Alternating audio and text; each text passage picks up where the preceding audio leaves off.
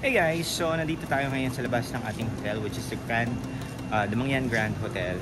I booked this hotel for 3 nights stay here in Puerto Galera. It costs around 4,000 pesos per room. I'm gonna give you a tour and we'll show you around para if ever you're thinking of booking this hotel, you can check it first and consider if this is something for you or not.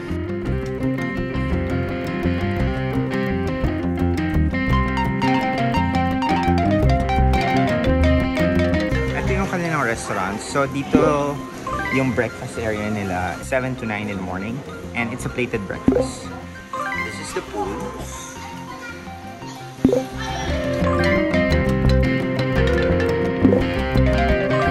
Yung pool nila is malalim, 6.5 feet yung pinakamataas nila. 6.5 feet yung pinakamalalim, not pinakamataas. So meron silang tindahan dito sa loob.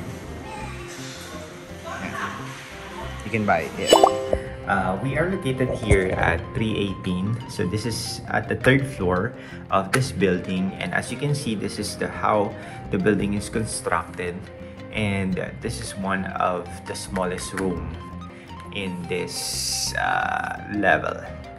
Ayan. So pero medyo kasing laki naman siya nung nasa front namin. But anyway, malaki naman yung room compared with some of the hotels that I've been to. So we got 2 beds, which is for 4 people. So this can house or this can accommodate 4 individual. They provided 4 towels in here, a telephone that you can contact your receptionist at dial 0. Air conditioning doesn't have a remote, so you need to like press it if you wanted to open it up. Okay, so ang ating curtain is not blackout curtain, so if you're going to sleep in the morning, it's going to be difficult. So ang ating view as well is just a wall. Actually, naisip ko nga sana ginawa nilang blackout curtain nito para hindi siya masyadong eyesore kasi itong itsura ng wall. But anyway, a decent mirror in here that can actually see your whole body, so this is okay. This is an old school cabinet. Wala namang laman sa loob. So it's a bare one. You can just put your stuff in there if you wanted to. Another mirror. Here is my laptop and this is my workstation because I'm working in the evening. They got a chair.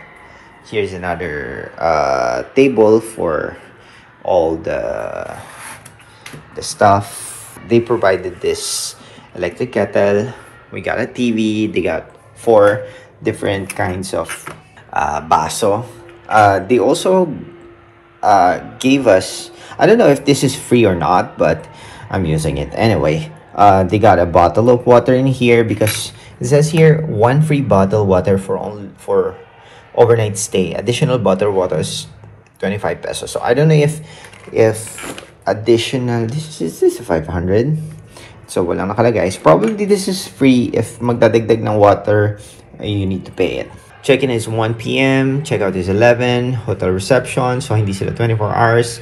Breakfast 7 to 9. Rest is 9 to 9. Pool air is 9 to 9. Housekeeping is 10 to 5. So if you're going to like use some of their amenities, might as well checking this out.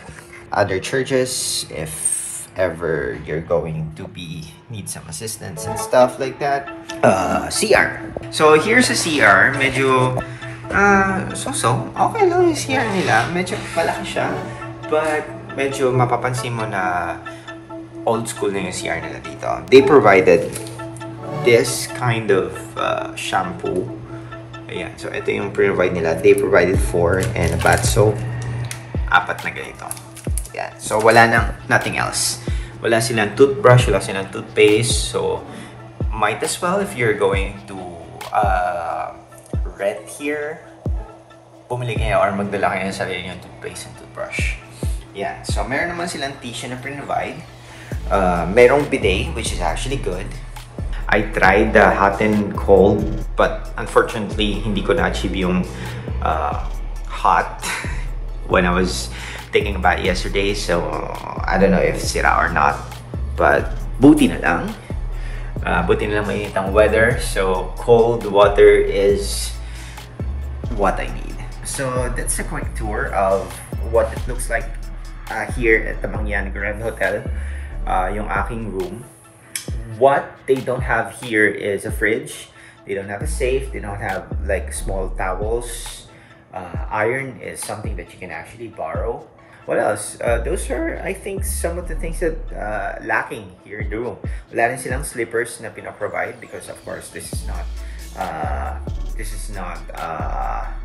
4-star, 3-star hotel or 5-star hotel. So don't expect for them to have that. Wala rin silang robe. So yeah, huwag nyo expect na meron sila dito. Wala rin pala silang spoon. So yeah. Ito pala. Okay, sorry. Ayan, meron pala silang panghalo. Oh yeah, wala silang spoon pero meron silang panghalo. Ay, hindi pala lobby.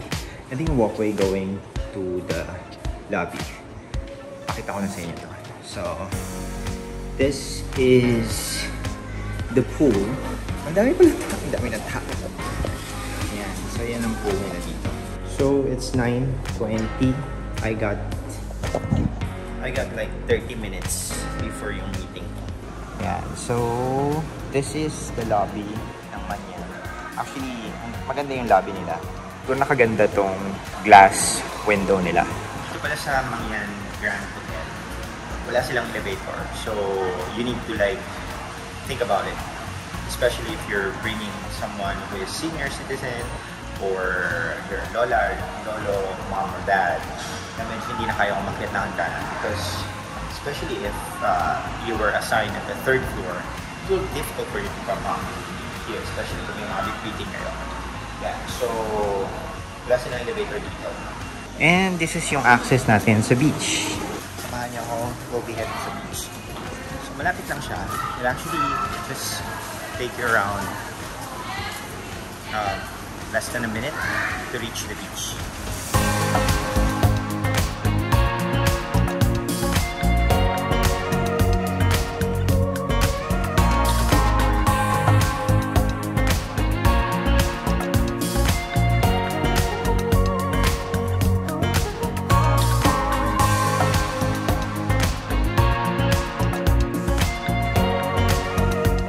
Finally here at the beach and famous na white sand here in Puerto Galera.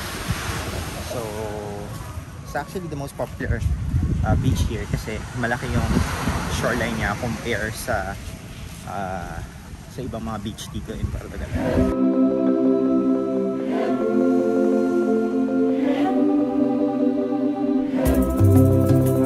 Ito guys yung beach here in Puerto Galera. So we came here on a weekday. Hindi masyado maraming tao, which is actually so maliit lang siya, but maganda yung waves niya and hindi ganun kalalim yung water. So anyway, that's our mini tour here sa ating hotel, which is the Grand Mangyan Hotel. Again, we booked it for 4,000 per night. Nakatulong yung simple video na to on your decision on clicking that add to cart button. Anyway, till next time, this is Mangyan. Bye! Ano na, pwede ka na mag-book dito sa area namin. Ayan, so, kailangan kasi namin mag-roro pabalik. So, dito na tayo.